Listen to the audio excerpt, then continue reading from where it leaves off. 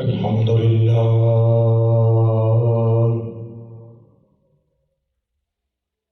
الحمد لله رب العالمين،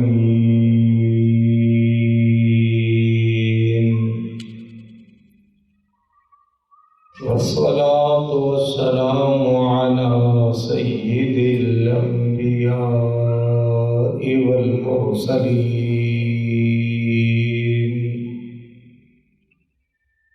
أما بعد فأعوذ بالله من الشيطان الرجيم. بسم الله الرحمن الرحيم. ولقد نصركم الله ببدر وأنتم أذلة فاتقوا الله لعلكم تشكرون. صدق الله مولانا العظيم وصدق رسوله النبي الكريم الأمين. إن الله وملائكته يصلون على النبي يا أيها الذين آمنوا صلوا عليه وسلموا تسليما. اللهم صل على سيدنا مولانا محمد وعلى آل سيدنا ومولانا محمد وبارك وسلم وصل عليه. الصلاة والسلام عليك يا سيدي يا سيدي يا سيدي يا رسول الله، وعلى آلك وأصحابك يا سيدي يا حبیب اللہ. اللہ رب العزت جل جلالہ وعم نوالہ وعظم شانہ واتم برہانہ کی حمد و ثنا کے بعد حضور شافع یوم النشور، دستگیر دو جہاں غم گسار زماں، سید سروراں حامی بے کساں، حضور قائد المرسلین خاتم النبیین جناب احمد مجتبی محمد مصطفیٰ صلی اللہ تعالی علیہ وآلہ وسلم کے دربار گوہربار میں ہدیہ درود و سلام عرض کرنے کے بعد میرے انتہائی واجب الاحترام معزز و محتشم سامعین و ناظرین، آج بفضل تعالی 16 رمضان المبارک ہے. ماہ رمضان شریف کا نصف گزر چکا ہے، نصف باقی ہے. 16 رمضان المبارک کے حوالے سے قرآن مجید قرآن رشید میں سے ایک آیت مقدسہ آپ کے سامنے تلاوت کرنے کا شرف حاصل کیا ہے. اللہ رب العزت نے فرمایا وَلَقَدْ نَصَرَكُمُ اللَّهُ بِبَدْرٍ وَأَنْتُمْ أَذِلَّةٌ. تحقیق اللہ تعالیٰ نے بدر کے مقام پر تمہاری مدد فرمائی اس حال میں کہ تم بے سر و سامان تھے. فَاتَّقُوا اللَّهَ لَعَلَّكُمْ تَشْكُرُونَ. بس اللہ تعالیٰ سے ڈرو تاکہ تم شکر بجا لاؤ. غزوہ بدر اسلام اور کفر کے درمیان پہلا معرکہ اور پہلی جنگ ہے جو اس حالت کے اندر لڑی گئی کہ ایک طرف کفر سر چڑھ کے بول رہا تھا اور دوسری طرف مسلمانوں کے پاس چند لوگوں کی نفری تھی، غربت، افلاس، تنگ دستی عروج پر تھی۔ ایسے موقع پر اسلام کا ٹاکر ایک ایسی قوم کے ساتھ ہوا جن کے پاس کسی قسم کی کوئی کمی نہیں تھی سوائے اسلام کے۔ اسلام کی دولت نہیں تھی، بقایا ہر دولت ان کے پاس موجود تھی۔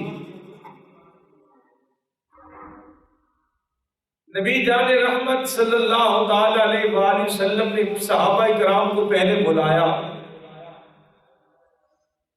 میرے کریم آقا علیہ السلام نے استفسار فرمایا، پوچھا، صحابہ کی رائے لی۔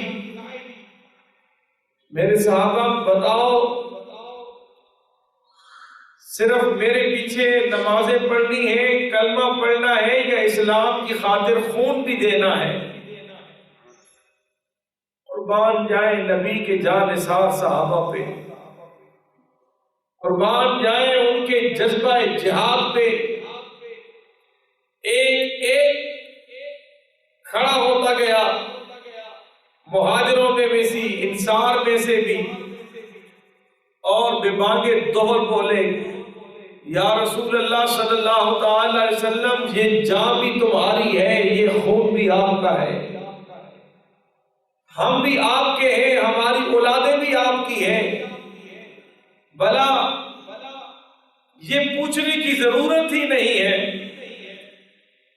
آپ حضرت مقداد رضی اللہ تعالی عنہ کھڑے ہوئے، یہاں تک فرمایا، کریم آقا جان کی بات کرتے ہو، سمندر کی طرف اشارے کرو، ہم سمندر کے اندر بھی چھلانگیں لگا دیں گے، پیچھے نہیں ہٹیں گے۔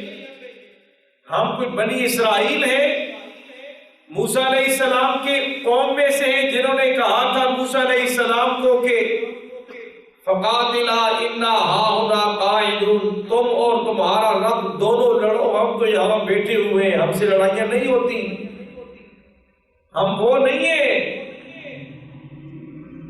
ہم نے کلمہ آپ کا پڑھا ہے، جسم کے، جان کے آخری خون کے قطرے تک تمہارے نام پہ اپنے جان قربان کریں گے۔ جذبہ جہاد اتنا، دونوں بھائی آئے، محمد اور معاذ۔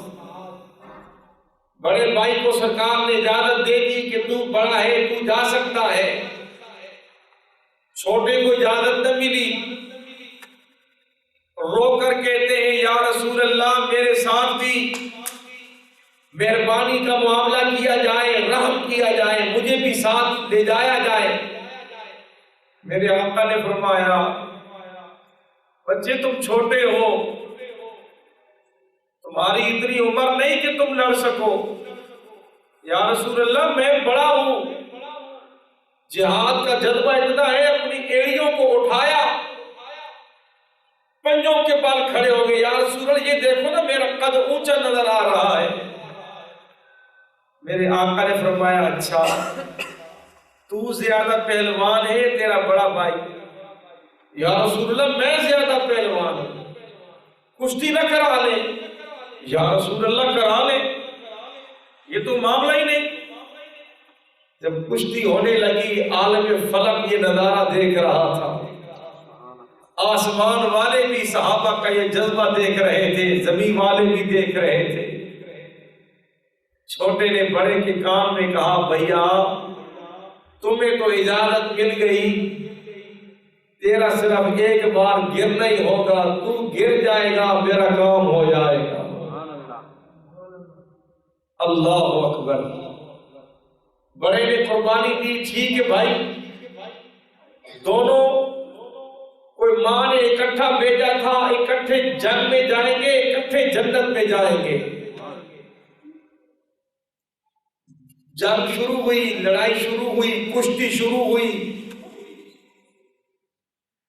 تھوڑی دیر گزری، بڑا جان بوجھ کے جو ہے وہ نیچے گر گیا، چھوٹا اوپر چڑھ گیا۔ نعرے تکبیر بلند ہوا، چھوٹے کو اجازت مل گئی۔ اللہ اکبر! صحابہ کا یہ لشکر کس بے سر و سامانی کے ساتھ مکے سے رخصت ہوا، بدر کے مقام پہ پہنچے۔ حالت یہ تھی، 2 گھوڑے، 70 اونٹ، 6 زریں، 8 تلواریں، لشکر ہے 313 کا۔ حفیظ جلندری نے بڑا زبردست نقشہ کھینچا، فرمایا یہ لشکر دنیا سے انوکھا تھا، نرالا تھا۔ یہ لشکر دنیا سے انوکھا تھا، نرالا تھا کہ اس لشکر کا سپہ سالار کالی کملی والا تھا۔ نہ تیغ و تیر پر تکیا، نہ تیغ و تیر پر تکیا، نہ نیزے پر نہ بالے پر، نہ تیغ و تیر پر تکیا، نہ نیزے پر نہ بالے پر، کہ اس لشکر کی سپہ سالاری تھی کالی کملی والے پر۔ کیا منظر تھا! اور تلواریں بھی ایسی جو زنگ آلود، غربت ایسی ہے، کسی کے پاس قمیص ہے تو کسی کے پاس تن پہ کپڑا بھی نہیں۔ غربت اتنی ہے کہ کھجور کا ایک دانہ آدھا ایک کھا رہا ہے تو آدھا دوسرا کھا رہا ہے۔ روزے کی حالت 17 رمضان، جس جگہ پہ پڑاؤ کیا ریتلی زمین، پاؤں رکھتے ہیں تو درس جاتے ہیں، گھوڑے وہاں پہ ٹکتے نہیں، پانی کا نام و نشان نہیں، صحابہ پریشان، دوسری طرف قریش کا لشکر، ان کی جگہ بھی اونچی، ان کا ٹیلا بھی اونچا، ان کی جگہ بھی پکی۔ یہاں جو آئے 313، جسم پہ لباس بھی نہیں، کھانے کو چیز بھی نہیں، لڑنے کے لیے اسلحہ بھی نہیں۔ رات ہوئی، اللہ اکبر! قرآن کہتا ہے اِذْ يُغَشِّيكُمُ النُّعَاسَ أَمَنَةً مِّنْهُ وَيُنَزِّلُ عَلَيْكُم مِّنَ السَّمَاءِ مَاءً لِّيُطَهِّرَكُم بِهِ۔ صبح جنگ لڑنی ہے، اللہ تعالیٰ نے نبی کے غلاموں کو امن کی نیند سلا ڈالی۔ بھلا صبح جان دینی ہو، رات کو کسی کو نیند آتی ہے؟ رب نے فرمایا میرے نبی کے غلاموں پریشان کیوں ہوتے ہو، تھکاوٹ ہو گئی ہے، رات تم نے سو کے گزارنی ہے۔ سارے سوئے، بارش کا نزول ہوا، ایسی بارش ہوئی کہ جو ریتلی زمین تھی پختہ ہو گئی۔ صحابہ نے پانی بھر لیا، جانوروں کو پلا لیا، خود نہا لیا، برتن بھر لیے، ہر طرف جو ہے وہ امن و آشتی ہو گئی۔ دوسری طرف کافروں کی زمین پہ کیچڑ آ گیا، چلنے پہ دقت ہونے لگی، پھسلنے لگے۔ ساری رات نبی کے غلاموں نے سو کے گزاری، کافروں نے موسیقی، گانا باجا، غرور و تکبر کا مظاہرہ کیا۔ اس طرف میرے آقا نے سب کو سلایا اور خود مصلی پہ کھڑے ہو گئے، رب کی بارگاہ میں ایسا سجدہ کیا، ایسا سجدہ کیا، رب کی بارگاہ میں عرض گزار ہوئے، مالک میرا تیرے ساتھ وعدہ تھا، تجھے میں امت کے معاملے میں غمناک نہیں کروں گا، پریشان نہیں کروں گا۔ میرے پاس جتنی پونجی تھی میں تیرے پاس لے کے آ گیا، ابو بکر بھی لے کے آ گیا، عمر بھی لے کے آ گیا، سارے کے سارے میرے پاس جتنے بھی تھے میں تیری خدمت میں لے کے آ گیا ہوں، اگر صبح ان کو شکست ہو گئی تو دیکھ لینا پھر کائنات کے اوپر تیرا نام لینے والا بھی کوئی نہیں ہوگا۔ اللہ اکبر۔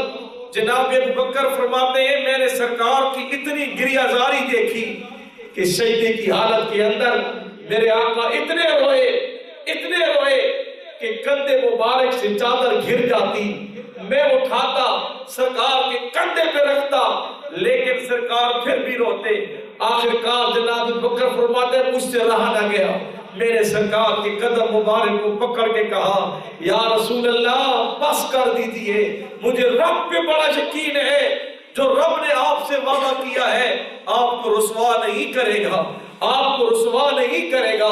میرے آقا دعا سے اٹھے، فرمایا سیہزم الجمع ویولون الدبر۔ قرآن کی یہ آیت اتری جس سے واضح ہو رہا تھا محبوب کل دیکھنا 17 رمضان کا دن تمہاری فتح کے سورج کے ساتھ ابھرے گا، 17 رمضان کا دن تمہارے لیے کامیابی کی نوید بن کے ابھرے گا، دیکھنا ہوتا کیا ہے۔ اللہ اکبر۔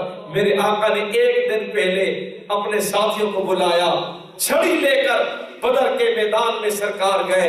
میرے آقا نے فرمایا یہاں ابو جہل مرے گا، یہاں عتبہ مرے گا، یہاں شیبہ مرے گا، یہاں ولید مرے گا، یہ فلاں کا لاشا یہاں گرے گا۔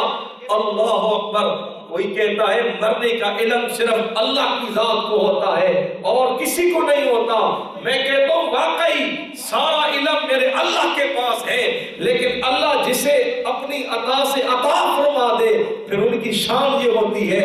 صحابہ کہتے ہیں ہم نے اپنی آنکھوں سے دیکھا اگلے دن جس مقام پہ سرکار نے چھڑی لگا کے بتایا تھا یہاں فلاں مرے گا، یہاں فلاں مرے گا، یہاں فلاں مرے گا، اللہ کی عزت و جلال کی قسم ہم نے وہاں جا کے دیکھا بعینی اسی جگہ پہ عتبہ مرا ہوا تھا، شیبہ مرا ہوا تھا، ابو جہل مرا ہوا تھا۔ یہ میرے کریم آقا کا علم غیب تھا۔ جنگ چھڑی، سرکار نے پہلے جناب امیر حمزہ سرکار کے چچا جناب علی المرتضی جناب ابو عبیدہ بن حارث ان تینوں کو فرمایا نکلو میدان کے اندر۔ جناب امیر حمزہ نے شیبہ کو گرایا، جناب علی نے عتبہ کو گرایا، تیسرا ابو عبیدہ بن حارث نے ولید کو گرایا۔ میٹ کے اندر، لمحوں کے اندر تینوں کو جو ہے وہ پٹک کے مارا، واصل فنار کیا، جنگ گمشان کی چلی۔ میرے آقا نے ایسے کنکریاں اٹھائیں، دیکھا کہ کافر اب آ رہے سارے کے سارے حملہ کرنے کے لیے۔ سرکار دو عالم صلی اللہ علیہ وسلم نے اپنے ہاتھوں میں کنکریاں لی، ایسے پھینکی، راوی لکھتا ہے تھی ایک ایک مٹھی لیکن ہر کافر کے آنکھوں اور سر کے اندر آئی، اور وہ مٹی نہیں تھی، یوں کہی کہ ایٹم بم تھا۔ رب کو اپنے محبوب کی یہ ادا اتنی پسند آئی، فرمایا وما رمیت اذ رمیت ولکن اللہ رما۔ محبوب جو آپ نے یہ کنکریاں پھینکی ہیں یہ آپ نے نہیں پھینکی، اللہ نے پھینکی ہے، اس کے اندر اللہ کی طاقت ہے۔ اللہ اکبر۔ پھر منظر یہ تھا کافر آگے آگے، مسلمان ان کے پیچھے پیچھے۔ پھر منظر یہ تھا کہ مسلمان خود دیکھتے تھے کہ یار یہ غیبی طاقت کہاں سے آ گئی، یہ مختلف قسم کی آوازیں کیسی ہیں۔ اللہ اکبر۔ سرکار کے پاس آئے، یا رسول اللہ ہمیں تو حیرانگی ہوتی ہے، ہم صرف تلوار کا اشارہ کرتے ہیں، ہماری تلوار چلنے سے پہلے کافر کا سر جو ہے وہ کچل کے سامنے آ جاتا ہے، وہ کاٹ کے سامنے آ جاتا ہے۔ میرے آقا مسکرائے، فرمایا اے میرے صحابہ بظاہر تم موجود ہو لیکن اللہ تعالیٰ کی فرشتوں کی مدد آ چکی ہے۔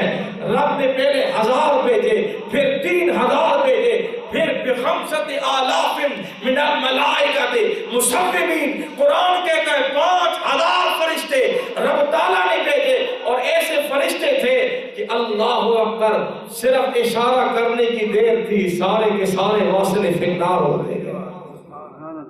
70 کافر مارے گئے، 70 قیدی ہو گئے۔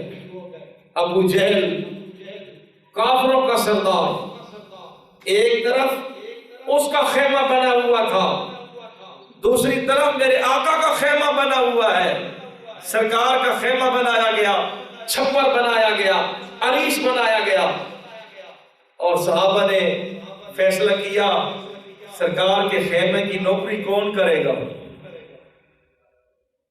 جناب صدیق اکبر کھڑے، میں صدیق کے ہوتے ہوئے کون آگے آ سکتا ہے؟ میں جانوں، سرکار کا پہرا جانے، تم لڑائیاں کرو گے، میں سرکار کو ایک ضرب بھی نہیں لگنے دوں گا، ایک زخم بھی نہیں لگنے دوں گا۔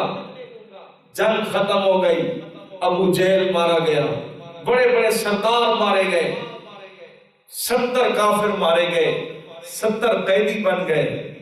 جس جس جگہ پہ میرے آقا نے فرمایا تھا وہیں مارے گئے تھے، اور 7 کی لاشوں کے پاس میرے آقا آئے، کافروں کے پاس۔ میرے آقا نے فرمایا ہاں بتاؤ، اب تمہارے لات اور عزا کے اندر طاقت تھی کہ میرے رب کی طاقت تھی؟ تمہارا دین سچا تھا یا میرا دین سچا ہے؟ جناب عمر بولے یا رسول اللہ یہ تو مر گئے، یہ تو سنتے نہیں، ان کو سنا رہے ہو۔ میرے آقا نے فرمایا اے عمر یہ تجھ سے زیادہ سن رہے ہیں، یہ اور بات ہے، یہ بول نہیں سکتے۔ میں نے کہا واہ، اگر کافر مر کر سن سکتا ہے تو مومن کس طرح نہیں سن سکتا؟ یہ تو ہمارے عقیدے کی اصل ہو گئی۔ ہم جو مزارات پہ جاتے ہیں، قبروں پہ جاتے ہیں، وہاں جا کے جو ہے وہ اولیاء کرام کے سامنے استغاثہ پیش کرتے ہیں۔ سرکار نے بدر کے دن ثابت کر دیا، میرے صحابہ، میرے امتیوں، اگر میں کافروں کو بلا کر دکھا سکتا ہوں، اگر کافر میری بات کو سن سکتے ہیں تو اللہ کا ولی بھی اپنے مزار کے اندر سن سکتا ہے۔ بہرحال جنگ ختم ہوئی، ایسا مارکا لڑا گیا، اس سے پہلے ایسا واقعہ نہیں ہوا۔ آخری بات، حضرت عباس میرے آقا کے چچا، وہ اس جنگ کے اندر ابھی مسلمان نہیں ہوئے تھے، قیدی بن کے آئے۔ میرے آقا نے فرمایا چچا ایسا کرتے ہیں فدیہ دے کے تمہیں چھوڑ دیتے ہیں، تمہارے پاس کچھ ہے؟ میں نہیں، میرے پاس کچھ نہیں۔ سرکار دیکھ لو، سوچ لو کچھ ہے؟ میں کچھ نہیں ہے۔ میرے آقا نے فرمایا مجھے چچا اتنا بتاؤ، جنگ سے آنے سے پہلے میری چچی ام الفضل کو جو اتنی رقم دے کے آئے تھے اور فلاں جگہ پہ زمین کے اندر دفن کر کے آئے تھے، وصیت کی تھی، بچ گیا تو ٹھیک، نہ بچا تو میرے بیٹے فضل فلاں فلاں کو اتنے اتنے دے دینا، وہ مال کس کا ہے؟ اللہ اکبر۔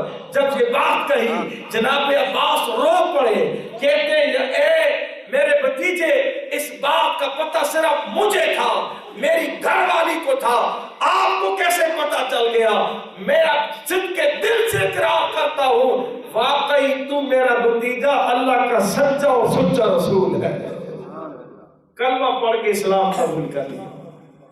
یہ تھے جنگ بدر کے حالات۔ کل 17 رمضان ہے، جس طرح ہو سکے جو ہے وہ ضرور ایصال ثواب کرنا۔